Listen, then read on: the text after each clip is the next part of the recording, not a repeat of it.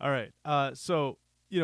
I think the first round from the Patriots' perspective at number 4 has been talked to death. And I also want to kind of stay away from trade scenarios because there's like literally infinite possibilities that you could go with there when you start talking about trading picks and future years and players and all that kind of stuff. So I'd kind of like to push past the first round today. We've talked all those kind of possibilities and intricacies to death, but I just want to go round by round, specifically 2 through 5. And get your guys' thoughts, like on any candidates that you think would be good for the Patriots to target with those picks. But then for also each round, like if you think there's like kind of a general idea of what they need to be targeting at that point. So just hop right into round two. So in my opinion, round two is driven by where they go with that fourth overall pick. I think that if they use that fourth overall pick on a Will Campbell or an offensive lineman, then in round two they can look at maybe someone either on the defensive side of the ball or a wide receiver. Wide receiver wise, I've kind of targeted for rounds 2 and 3 the Iowa State wideouts, Jaden Higgins and Jalen Knoll. Um, However, I mean, if they do end up, if Abdul Carter ends up falling to them, I think that he's a guy they can't pass on from everything that I've heard. So with that in mind, they can't come out of the top 40 picks in this draft without an offensive lineman. So then I think at that point, like in round two, they would have to take the best offensive tackle that's left on the board, and it might be a player they like even less than Will Campbell. But I just don't think I think it would be malpractice, so to speak, to get past pick number 38 or in the top 40 somewhere without having that offensive tackle. And I think maybe like the last like top 40 caliber left tackle, at least on the boards I was seeing, was a Connerly out of Oregon. But I'm not. It's not really the player for me. It's just mostly that if they don't get an offensive lineman there in the first round, they don't have a choice. They got to take somebody, whoever it is, ranked highest on their board at tackle with their round 2 pick. Can I set a close lock? Sure. Ozzy Trapillo, the tackle from Boston College, He's on is mine. going to be a Patriot. In He's round 2, there's though. so that's the thing. It's probably not round two because that would be a reach for him. I think they would take him in the third round, but then it's like, all right, are you really putting your eggs in that basket? Because I don't think even if they have their eyes set on him, I don't think you can go in and like have that be your top end offensive line addition. But the fact, I mean, we're bringing the band back with anyone that's ever had a connection to Mike Vrabel or the Patriots. And so you've got a guy who's just coached by Doug Marrone and has been working with Scarnecchia. Like, he's going to be a Patriot. I would throw up in my mouth a little if that happened, but I did highlight him because I know that the BC dudes are like really everyone Always. is so pumped about Ozzy Trapillo. So yeah, okay, It's that's not even an endorsement of it. That's just saying like I know look at all of the factors pointing in that direction. That's just how they operate. it's so tired, but you're right. And his dad played in the NFL too, so I'm sure that's a thing too. Yeah, I have him actually as my round three pick, for all the reasons you mentioned. So when we get to round three, just skip me, I guess. But I actually, so I don't have a tackle with the round two pick. That said, I thought about it. I think, I mean, assuming it's Will Campbell or someone like that at number 4, or even if they trade back to like 8 and take Membao, or Kelvin Banks, like all three of those guys have guard risk, if not just right tackle risk, which they already have Morgan Moses and Caden Wallace. And so I just think even if they take an offensive lineman with that first pick, like I do think a double dip could be in play. And in some respects, I think it's like it probably is what they should do because they've kind of neglected it for so long that they should start like over prioritizing it. And it would raise the ceiling of next season's team immediately. So I do think there's a strong argument to do that if there's the right player there at 38. But for me, I went with Mason Taylor, the tight end out of LSU. Might be a reach, like he might be someone more who makes more sense in like the 40s or something. But I know everyone gets all obsessed with wideouts this time of the year, and I understand it, but depending on the offense you're running or the quality of the player, like the tight end can be just as valuable, if not more so, than receivers in today's NFL, and especially in Josh McDaniels' offense, the way he likes to use tight ends.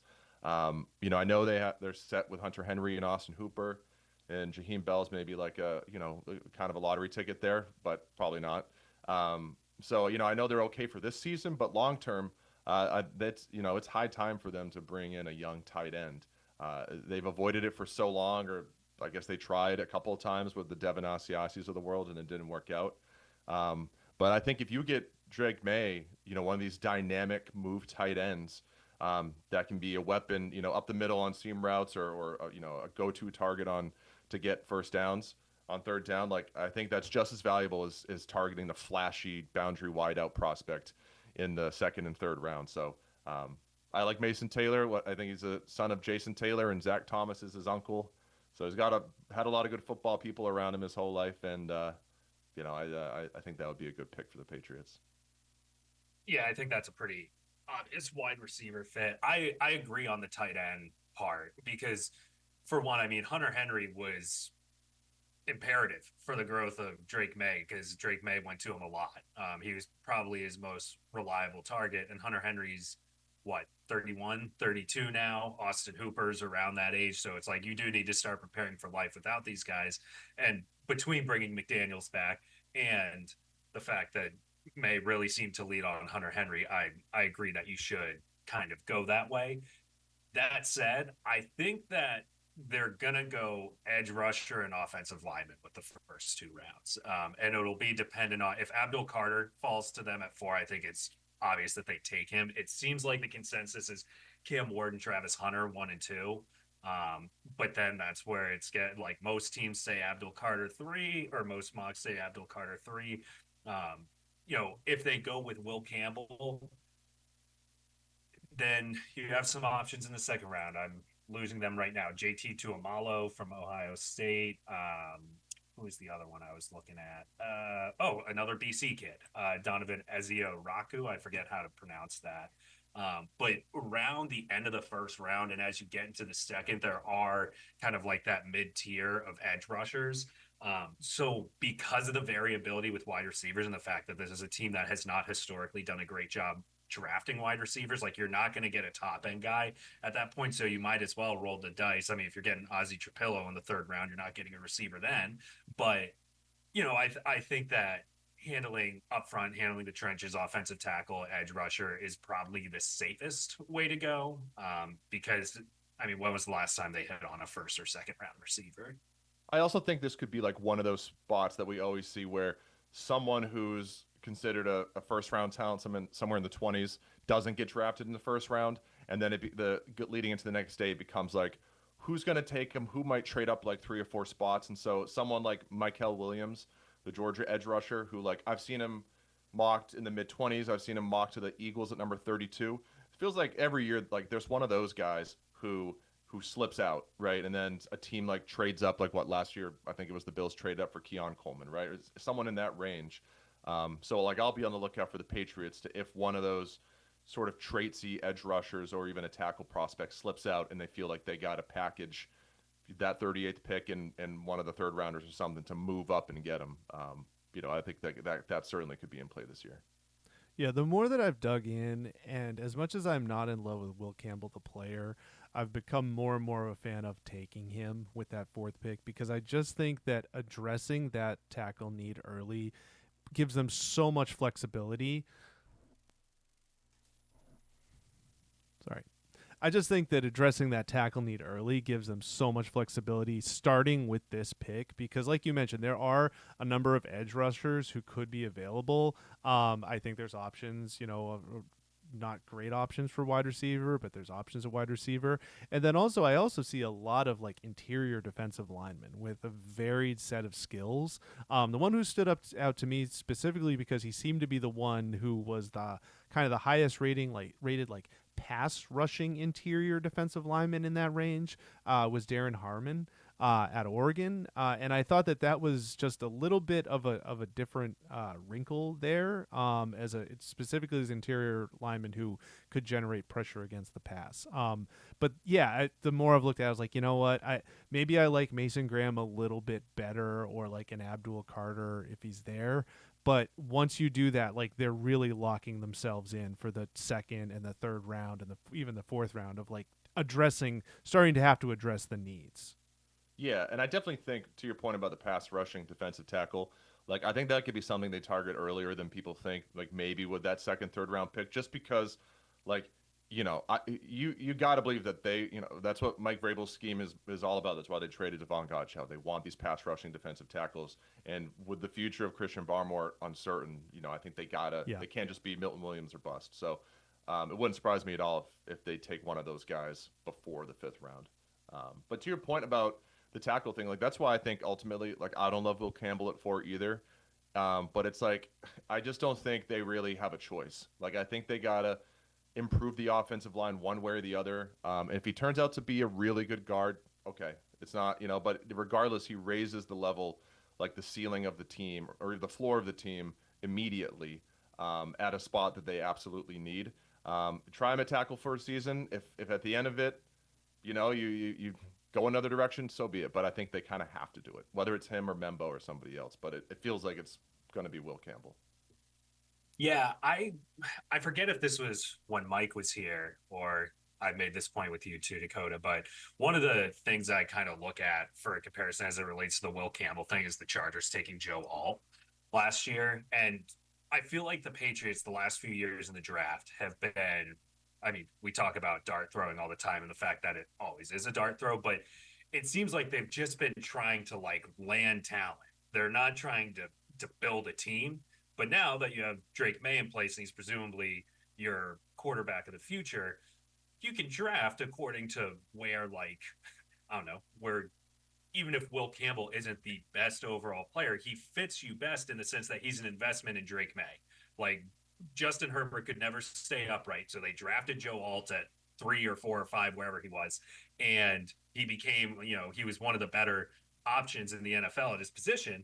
And so I feel like if you do something like that with Will Campbell, it's like, yeah, I agree. There's probably a flashier player. I mean, I would rather Travis Hunter falls to them and you have someone who's electric and, myriad options you can use with him.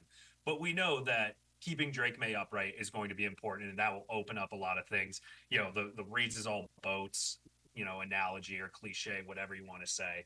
But even if it's not the most exciting pick, I do think it is a sound long-term investment, especially because you played your way out of the first overall pick. Yeah, and the last thing I'll say about this too is it's like it's been too many years in a row where they've done like there's not much difference between these guys in the back half of the first round and guys in third round. Like we'll just target one of them. That's how you end up with Caden Wallace or Yadni Kajust or people this year that say, well, take the Ashton Genty at 4 and then package picks to move back up into the back of the first round because one of those guys available back there might even be a better tackle prospect long term than a Will Campbell. And it's like I think they've been trying to get cute with that need for too long now that it's like just don't overthink it. If he doesn't work out, he doesn't work out. But like just take the best offensive tackle prospect available at that spot and hope it works out. Yeah, I hear you. And now we're into round 3. This is where I got the Ozzy Trapello pick. Me too, and I have to be aware of my own bias too, because I think the same way that there's so many like BC folks are waving the flag for Ozzy Trapello, I also have to beware of myself being, rejecting him outright, knowing nothing about him just because I'm sick of the maroon and gold wearing, dorks, saying that they got to take him. But yeah, whatever. He's probably going there either 69 or 77, bearing in mind that like we're not going to get to this point of the draft with no movement whatsoever. So again, like this is just, for the sake of the exercise, assuming they're still going to be roughly there in the third round. I also think that this is the place where, if they do not take a wide receiver in the second round, they still could look there. From what I was looking at the 2 Iowa State guys, Higgins is bigger, Knoll is faster. they're both sure-handed, but it sounds like Jalen Noel he might be a better route runner. He might be quicker, and he might be available there in round 3. So I think there's a chance he might actually be the better of those two. So if they do, want to look at a wide out there, and then I also don't know that I know we've kind of like not talked about defensive backs because it's like, well, Christian Gonzalez is there. I don't think that just means like there's 3 other or 4 other, if depending on the defense you're playing, defensive backs that you're playing there. And Kevin Winston from Penn State, really stood out to me because his grades were equally good versus the run and the pass. And I think just that flexibility could be really good, especially when you have what seems like a shutdown corner in Gonzalez, to have a safety or some sort of flex defensive back in there who can play every single down equally well.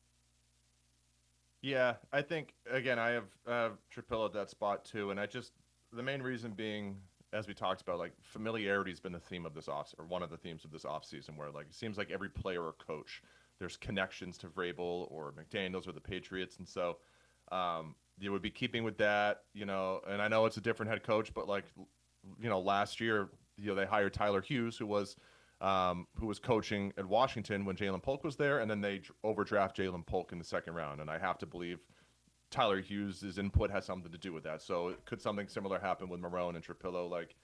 So I just think like it would be the least surprising outcome.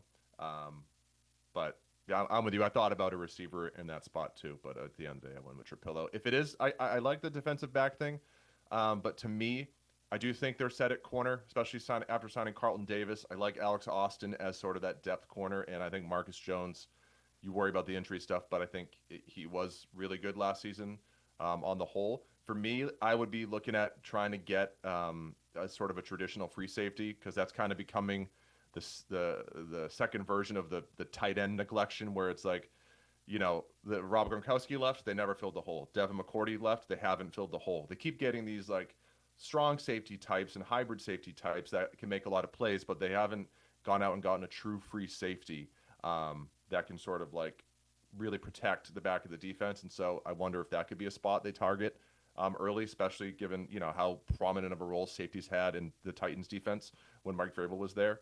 But that's still probably something they would go after later, I would think. Yeah, I think they have 4 top 100 picks, and I think they're going to end up with 2 offensive linemen, an edge rusher, and a receiver.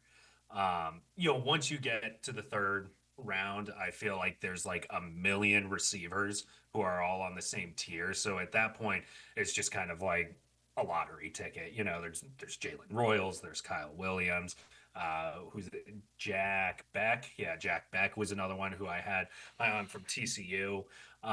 And so at that point, it's just kind of like, I don't know, you take the guy that you like the best and hope that he's a scheme fit, because it's like they just, Diggs will be around for a little bit, but not forever. And they really just have such a low ceiling receiver room right now that, like, to the point I was making earlier about just trying to find talent, it's like I think a wide receiver you can probably do that now. Is like, all right, you have a more sure-handed option in Stephon Diggs now. It's like, let's just roll the dice and see if we can find someone for a change. But at that point, I think there's just such a swath of options in the middle that it's kind of like it's hard to be particularly inspired by any of the options. But that said, I think that the offensive line is such a pivotal part that no matter what, they're walking away with 2 linemen, and including one, that is going to be a sure thing tackle. But I think that there's just they had so many different line combinations last year that I feel like the thing that they need the most is some semblance of stability there.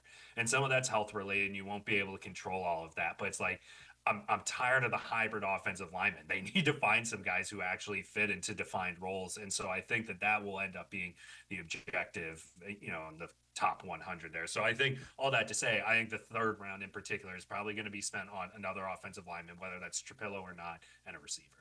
I also think like one of the reasons it's so hard to talk about this is like it'd be a little bit easier if Mayo was still here and it was still like Mayo and Elliott Wolf sort of leading everything, or even if it was Belichick. But it's like we just don't know how Vrabel and Cowden feel about some key players, that factor into this. Like, how do they feel about Caden Wallace? Like, do they think if nothing else, he has a shot to be the right tackle? How do they feel about Marte Mapu? Do they think he can be the free safety? Do they think Christian Barmore has a chance to come back? There's a lot of these guys that just you wonder what do they think about Jalen Polk. Yeah. And so, how do they feel about Cole Strange at center? I know Mike Vrabel talked him up. I think Cole Strange can play center, but are they like no way? And if that's the case, would they then target a center more in like the round 4 range? There's just so many players, so many spots like that where it's so hard to know what they could do because you don't know how Vrabel and Cowden truly feel about the guys that are on the roster who have question marks but also promise. But beyond just I'm the glad players, you also don't know how they feel like philosophically about stuff, and that was like one Yeah. of the things like when I was talking about Winston is I don't know if they value a flexible defensive back. Belichick absolutely would. Like guys who and maybe Vrabel is not going to care all that much about that. Or when you're looking at the linemen, like is he worried? Does he want a rusher who can get to the quarterback or someone who kind of like sets the contain? So yeah, you're right. Beyond just how he feels about the players themselves, we don't really know yet like what their philosophical environment is going to be. Or how much Josh That's McDaniels has evolved, right? Like, is yeah. he as committed to certain things now as he was back then? We don't know that stuff either. Yeah. I mean, yeah, McDaniels has shown a willingness to evolve. This is something I was. Oh, I was glad you brought up the point, Dakota, about not really knowing where any of these guys stand because that's my biggest gripe with the whole Mayo debacle is they wasted a year. Like I listened to Gerard Mayo every single week when he had his WEEI interview, and pretty much every time when they would be asking him these questions about the roster, these big picture questions, he's like, "Look, like we're still kind of wrapping our arms around this roster and using this year to figure out what we have." And you figured out what you had under Gerard Mayo. You threw that year away. If they so we're gonna do what? Fact finding this year? Like I guess the expectation is that Mike Vrabel has this clear vision and they're gonna take off or whatever. It's like you're right. He doesn't know what's on this roster firsthand outside of what everyone else is able to see. So they did themselves a massive disservice. And that might be more of like a media or a fan gripe than anything because it's like, well, they did the right thing by firing Mayo and moving on and not just trying to make something work there. But at the same time, they absolutely wasted last year. And I think that does kind of set them back in a way for this draft because it's just a very weird spot, a very influx spot for the organization right now. I'm just making a note because that is a good point, and I want to get back to that. Don't give John too much credit. The salient point. He They started did waste that year. I mean, he started out by saying you made a good point. So if Yeah, John, he's saying John, you made a still good want, point, I'm saying he made a good point. We're in a human centipede of good points and acknowledging them. yeah, John, you still want Yoshida in the lineup over Christian Campbell? oh my God. Yeah. Do you want to talk about Trevor's story then? If I we're going don't. to do I all don't. these I really don't. whatabouts? Okay. Thank Well, you. I was pro Trevor. I'm not doing this. I'm not doing Okay. Now you said you didn't want to. All right, let's throw praise for Trevor's story on April 25th. Anyway, so Let's throw parades for Christian Campbell on April 20th. in round 4. So here is where I on the board that I was doing, I realized that in none of my first or second options, I had the Patriots taking an edge as of this point. So this was a pretty academic exercise. I just went with who in that realm had the highest kind of grades as an edge, and it was Ashton. I don't know if it's Gillette or Galoti from Louisville, and that was just okay. Well, if they get to this point and they haven't taken an edge, which I don't necessarily think they will, I think they just gotta take what is the best there. From another standpoint, though, again, I tried to kind of like the one is the straight and narrow, the other one is kind of like thinking out there along the nobody really knows path is Trevor Etienne from Georgia. wasn't a gigantic receiver, but I noticed he had 33 targets and 32 receptions, which suggests to me that he does, he has receiving potential. And that's something that the Patriots have kind of been looking for. So I think if you get into those mid rounds, if that is a wrinkle that they could add to the offense, I think that could be interesting. I do think they go running back somewhere, maybe probably the fifth round. But the ETN thing is interesting because, like, look at how much they utilized Antonio Gibson last year because he's capable of splitting out and catching a pass. Like, if they are committed to Ramondre Stevenson, at least for this year, then they would be well advised to get a dual threat back or even just like a third down passing back because at that point, in the fourth or fifth round, that's what you're going to find anyways.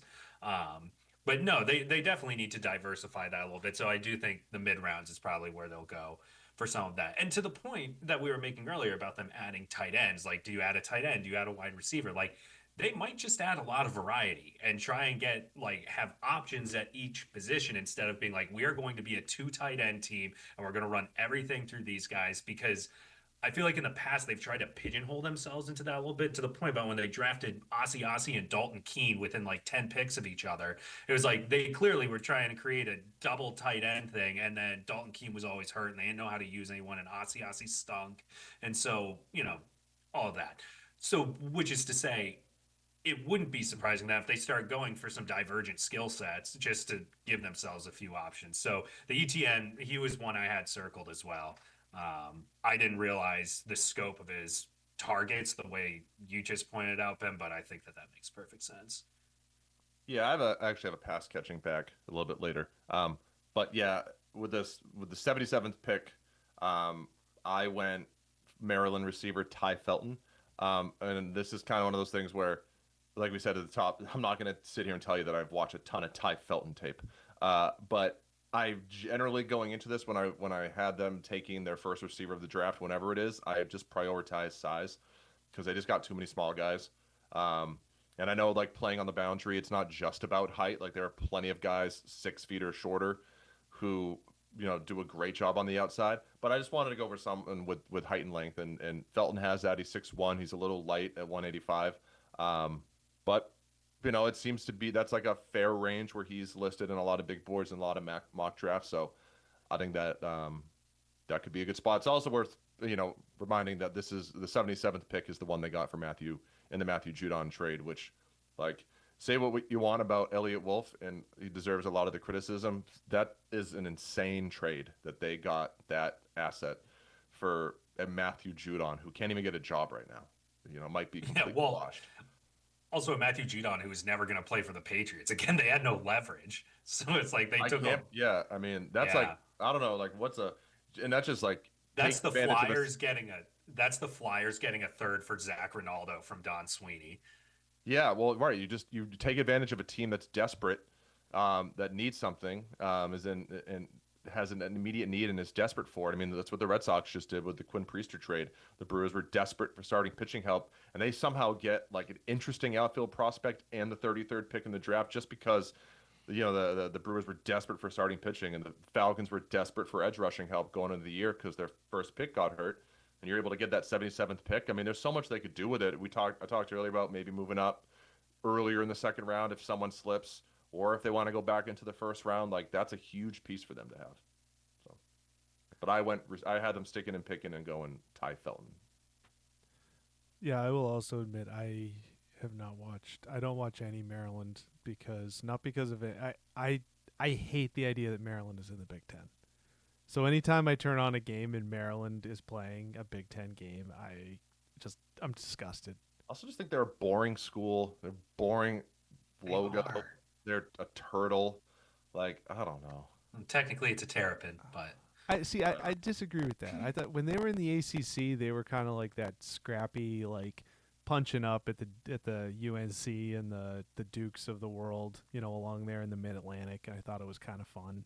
But now it's like super douchey in lacrosse. Like, I don't know. It doesn't. They do not fit in with the Big Ten at all. I think it's just Yeah, no, I agree. Yeah, I have to say, I remember a few years ago getting incensed because I saw a take about how it was when UConn was being considered for the Big 12. And that would be a clunky fit no matter what. But UConn football needs to be in a conference. Anyways, someone was saying that The Little East they were like, Conference. Big 12 schools are really apprehensive about adding UConn because of like I need to find the exact verbiage, but it's like the caliber of facilities and this and that. And it doesn't have the national recognition. I was like, I need to double check who's in the Big 12. It's like UCF is in the Big 12. You're telling me UCF has more national recognition than UConn, the best basketball program, men's and women's in the country? Um, so yeah, that was just whenever I see people bagging on conferences, I'm like, we have completely lost the plot with the conferences. Like it's a way to streamline scheduling and nothing more at this So point. those things I never think about the men's basketball or the football teams.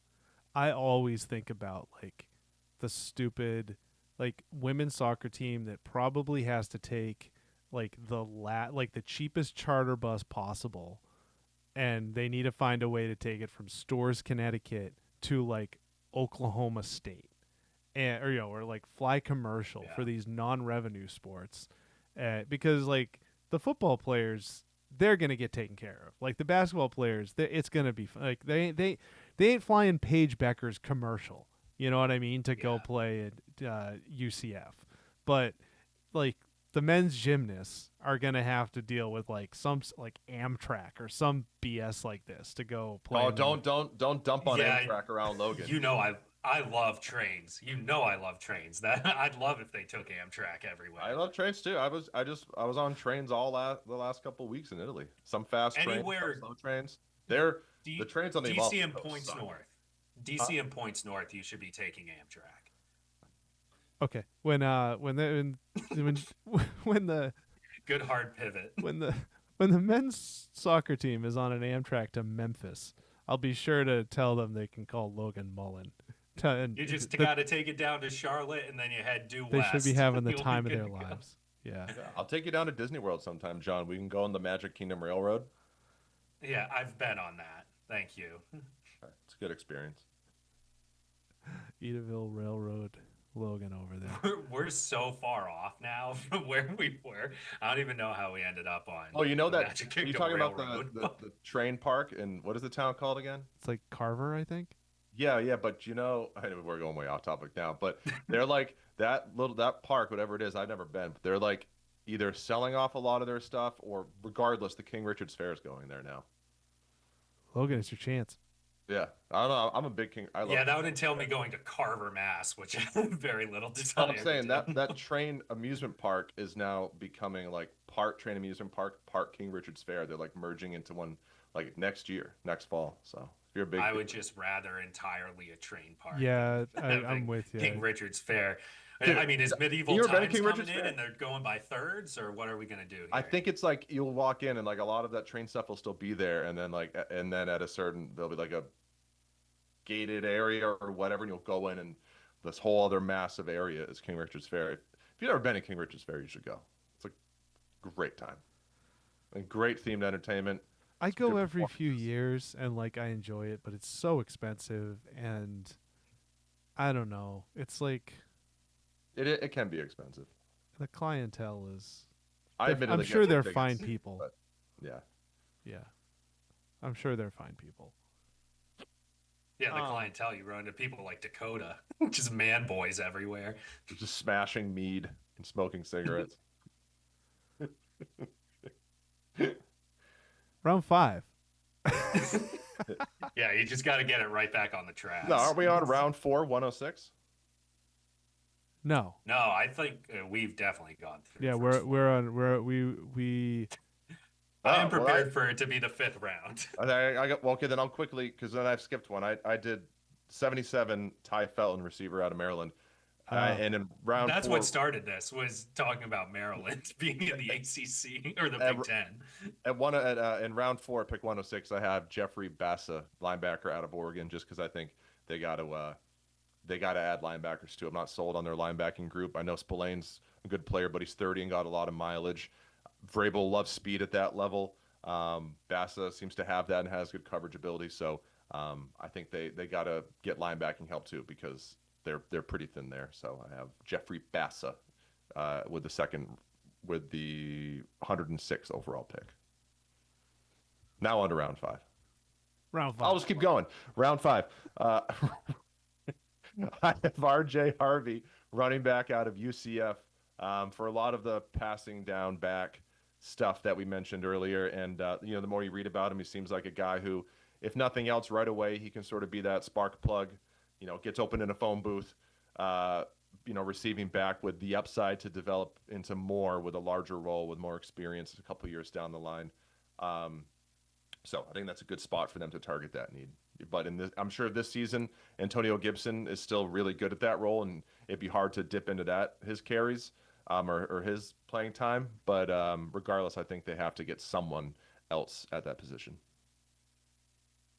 Yeah, well, this is where I'm trying to be consistent here because It's a challenge. I get it is a challenge for me. Yeah, the goalposts always have to move for me. I think it's reasonable that they would take defensive back somewhere in the 5th round, probably in both spots. At this point, I have not, in my mocking here, have not taken a corner or a safety for that matter. So at that point, it's kind of like, take your pick. That's where I see them go, like Bilal Kone from Western Michigan, like, one of those smaller school guys, something like that. That's an area where I could see them kind of going is, once you get into the 5th round, you're at like the guys who are in the 20s in their position anyway. So, it wouldn't surprise me if they get someone who maybe has a little bit of kick returning ability, something like that. But I can see them shifting gears to the second, with the methodology that I'm using of they've loaded up on the offensive line the first 2 rounds. They've added at wideout or tight end. And then, for running backs there in the 5th, they got 2 picks there. They get a running back or they get secondary or both. What's that look for? Yeah, what's the smirk for? Just Logan saying the phrase with the methodology I'm using. Well, I'm not going to say, there are 27 interior offensive linemen they could take, but I'm not going to say that because I just said they are going to take 2 in the first 100 picks. So you can't rail on me for not being consistent. And then when I'm consistent with something, freaking idiot, like, God, we should bring Mike back. I'm definitely not railing on you. Where are we? Okay. Okay, round 5. Well, Dakota's back in the 2nd round. So he's just going at whatever pace he wants. Yeah, he's talking. Yeah. But God forbid I go in order and with Talking some about level Armand of, Membu. structure. So interestingly, I think maybe because I was a little early with, looking at guys like running backs and those sort of things, defensive backs earlier in the rounds. I went much more traditional in round 5. I was looking at a lineman, either offensive or defensive. Defensive wise, I think maybe the best one that I saw that had a 5th round grade was Riley Mills out of Notre Dame. However, since he is Notre Dame, I think he's likely to get that Fighting Irish bump and go sooner than he actually should. Similar to like the Ozzie Trapillo to the Patriots sort of pick. One who was not mentioned as much, but I thought was interesting was J.J. Pegues out of Ole Miss, interior lineman, ex-tight end who played every single defensive line position. So I thought that was kind of interesting. Again, like not knowing how much positional versatility factors in for Vrabel and Elliott Wolf.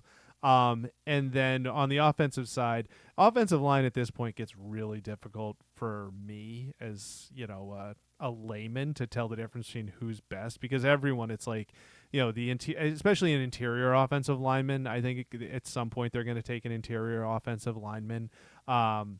But like everyone, it's like, well, they're undersized or they've been converted from another position or, inexperienced, something like that. So I didn't have a specific name per se, but I just kind of have asterisk interior O lineman TBD because I think that one of those guys, based on their evaluations, their meetings, they might address that at this point. I also think you're far more likely to hit a starting caliber player in the fifth round if you're going like offensive line versus a skill position. So that is the argument against loading up on offensive line in the earlier rounds is like, especially if you think you're just going to end up with a guy who's probably going to be a guard anyways, you might as well just wait until fourth, fifth, sixth round and take a guy who will be an actual interior offensive lineman. Yeah, I also similarly with the second fifth round pick, the 171st, I just have like new backup quarterback generally. I gave it to Riley Leonard out of Notre Dame, but like any sort of player in that spot. Just in that like the second, fifth round pick or the sixth round pick. Um, I think everybody, a lot, or not everybody, but a lot of fans are always like, why would you do that when you have Drake May? Or similarly, when the Patriots took Zappy, it's like you have Mac Jones. Why are you wasting a fifth round pick on a quarterback? But it's like you just you can never have too many quarterbacks or throw too many darts at that position. Um, I think if you get a backup of the future, great. Or if you get someone who maybe shows a little bit more, and you can trade him like you did Joe Milton, hopefully for more, great. I just think you can never have too many quarterbacks. I'd rather have roll the dice on a quarterback at this spot, regardless of who they have as the starter, than going and trying to take some swaggy, traitsy receiver who's probably going to suck. Um, so that's my thing. They have enough traitsy receivers. It's Right. like don't waste the. You have a lot of guys who probably are going to start grading out to be like sixth or seventh round picks in your receiver room right now. So There's also like a lot of you know, I people I've talked to or just stuff that I've read. Like I know, especially these days, after round five, it's just generally seen as most of the players at that point and beyond are they're in the same sort of talent level as undrafted free agents because so many guys are staying in college for NIL. That a lot of the players who are coming in that range, they're all so interchangeable, more so than ever. Like they were before, but even more so now. That you're just kind of like starting your undrafted free agent process earlier in round five. So I think why not take a quarterback in that spot?